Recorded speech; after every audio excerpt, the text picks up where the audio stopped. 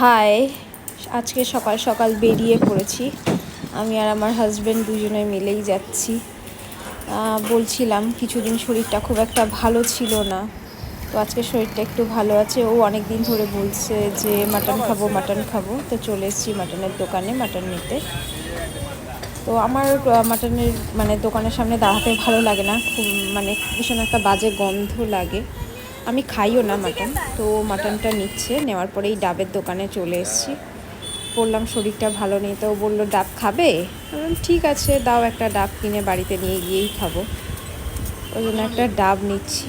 ডাব নিয়ে এবার যাব মিষ্টির দোকানে। এবার যাচ্ছি মিষ্টির দোকানে। এই যে দেখুন, চলে এসেছি মিষ্টির দোকানে। আমি মাটন খাই না, তোর জন্যই পনির নিতে এসেছি। আমার জন্য পনির রান্না করব, আর আমার শাশুড়ি মা আর আমার হাজব্যান্ডের জন্য মাটন রান্না করে দেবো। পনিরটা নেওয়া হয়ে গেছে অলমোস্ট। এবার রিক্সা করে যাচ্ছি।